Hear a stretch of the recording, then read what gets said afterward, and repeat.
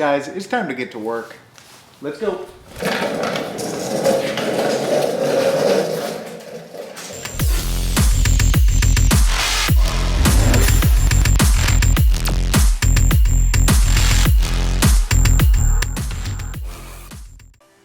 Welcome back to Daily Driven. My name's Tyler. Today we got another video for you.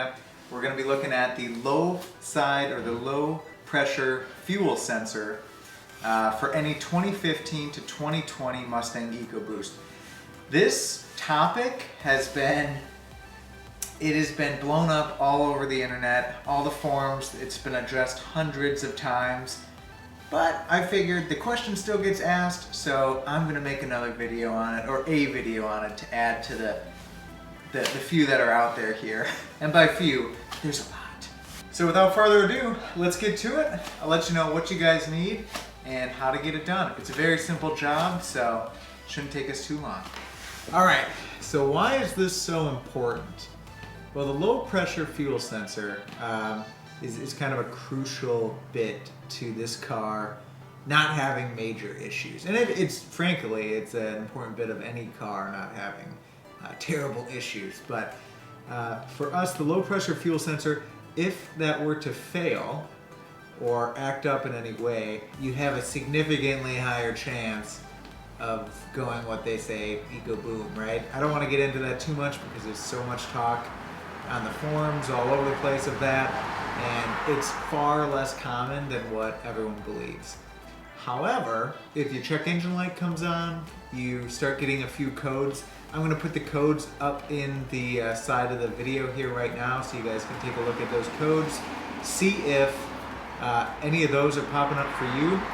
If you're noticing any sort of hesitation, things of that nature, check the low pressure fuel sensor. And quite frankly, even if you're not having any issues right now, I would suggest just replacing it. Make sure you have the correct version. The correct version part number I'm going to put right here so you guys can see that. I'll also put a link in the description of where you can go pick it up, but you can get it really a lot of different places. eBay, I'm sure Amazon, CJ Pony Parts has it, but you can get it all over the place. But it's important that you guys have the right one, the revised part. So what you're going to need for doing this job, really easy stuff. You're going to need a crescent wrench, and you're going to need a 12mm wrench like this, and a towel for any sort of gas that gets everywhere. So you could remove the factory engine cover, but you don't really need to. If you want to, it's, I believe, two 8mm and two 10mm nuts that hold that in, and that pops right off. So super easy. But you can really get at it from the back here, not a problem. One thing to note, I would do this when the engine is cold. So maybe it sat overnight, or you haven't drove the car that day. Maybe it was sitting there for at least a few hours. You want pressure to dissipate within that line before you just crank it open like that. Because then you're gonna get a lot more spraying throughout the engine bay, I guess. You'll still get a little bit, even if you let the car sit overnight. So that's what this is for. But let me bring you in here and we'll take a closer look at this. All right, I hope you guys can see this. This is what your sensor is here. All you gotta do is take your 12mm.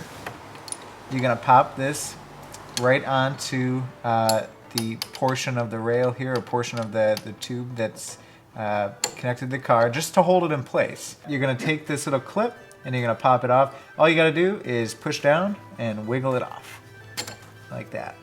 Then you take your crescent wrench right here, align that. I'm not gonna actually do this because it's already replaced, I'm already good to go. But you would hold the wrench here and you're gonna go lefty-loosey. So this part of the wrench is gonna go that way, basically, to loosen it up. This way to tighten it. Lefty-loosey, lefty-righty, whatever. So that's pretty much that. It's gonna come out. Before you do that, you're gonna wanna put this underneath here. Just kind of shove it in there, because like this, and you might want to get another one and just kind of hold it over the top. You shouldn't have much pressure in here if you're waiting overnight and it's a cold start or a cold engine, but just to be sure, I'd put a towel there just to catch any excess fuel that might spill out of there. Once you have the unit out, you're gonna do the exact opposite. Throw it in, reconnect your connector, wait till it clicks, it's in there. Pull your towel out, and you're good to go. So really simple. You can do it all without even removing this engine cover, and this is gonna ensure that you don't have an issue down the road that points to this. And this has been kind of a known issue that has caused that whole eco boom. So anything we can do to prevent that, I'm all for. Let's get on to the next step here, and we'll finish this up. All right, so let's go in the car now. I'm gonna show you what you gotta do next. It's not really a big deal. If you made it this far, you're pretty much set. But really all you wanna do now is prime the line. So you're gonna want to go over to your little start button here, and you're gonna wanna hit it once, hit it a few times, and then you're gonna turn it off. Then you're gonna do it again. And you do this a total of 3 times.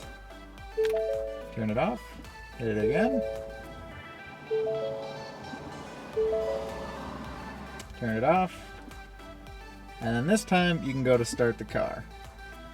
And really shouldn't be a problem. So let's see, if we did everything right, this shouldn't be a problem.